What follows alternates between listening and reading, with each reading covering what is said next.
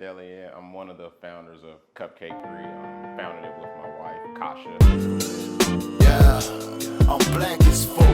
They said it wouldn't be half enough, but I did enough being black as fuck when I ain't even half enough for real. Yeah, I'm black as fuck.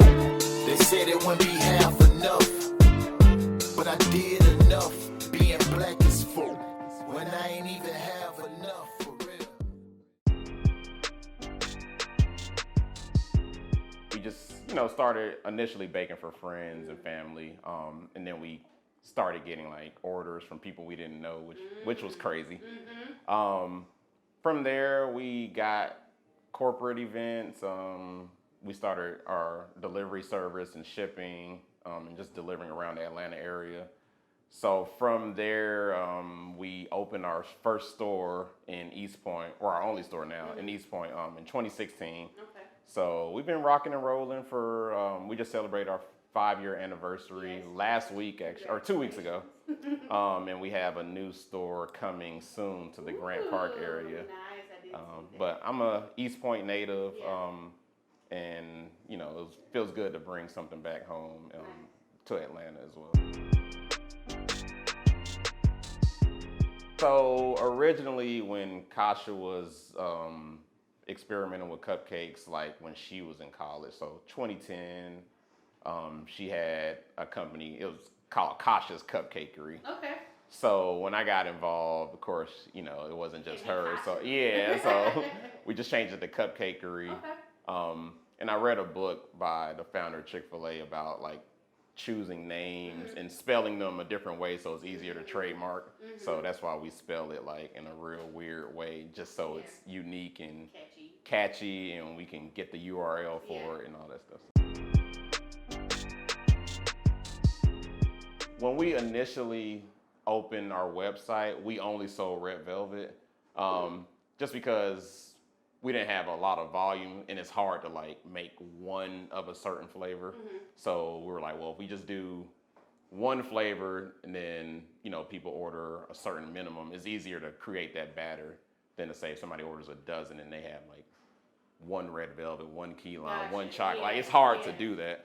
But our flavor choices, I would say, were more so by demand. Like our key lime, we did our friend's wedding and she wanted key lime, so we made key lime forward. But then it stuck, and then I know we do a cinnamon sugar that was one of my friend's baby showers, and he wanted cinnamon sugar. So a lot by trial and error, trial by request. We've done like contests where people like create names for cupcakes or submit like their craziest ideas, and craziest one wins, which is why we have a lot of crazy names and a lot of crazy flavors. But some through us, and then some just by customer request and demand. Thicker than a Snicker. So it's a chocolate cupcake. It has peanuts baked inside, and then the nougat, the same nougat you see in the Snickers, is inside of the cupcake. With the caramel and peanut butter cream cheese frosting. And as you see, my favorites, the cookies and dreams and the tall, dark, and handsome, but it's a little bit of something for everybody. So the scarlet letter, is that a strawberry cupcake? That is strawberry. So that's our second best seller right there. It's very, very popular. Yeah, I think my favorite is always the red velvet, and then not the churro, the Jazzy Jane. Jazzy Jane. Jazzy Jane is actually pretty popular as well, even though it's like vanilla. It's probably our third best seller, ironically. Love it. A few things. We always bake fresh. We use like really fine ingredients that some people may say don't make business sense. But I think it's what separates us from other people, because the quality that comes from that, you can taste it and you just can't get it elsewhere.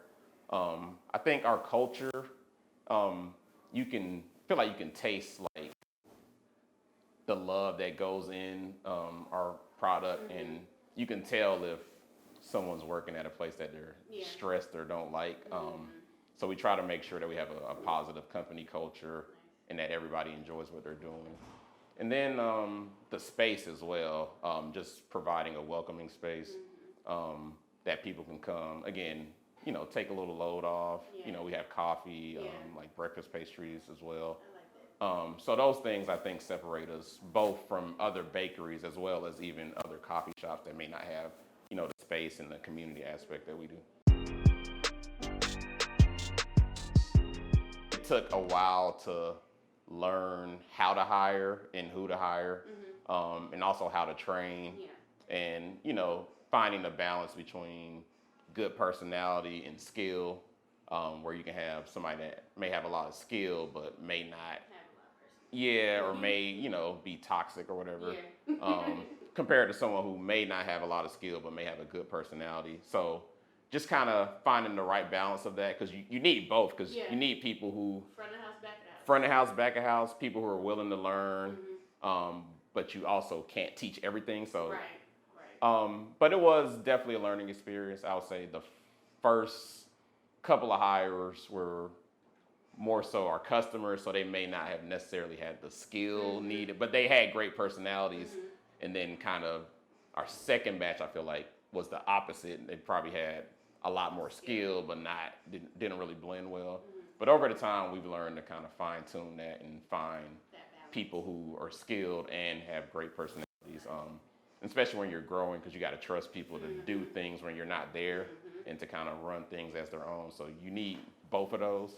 But it was definitely something that we learned over the years. I think we've gotten pretty good at it so far.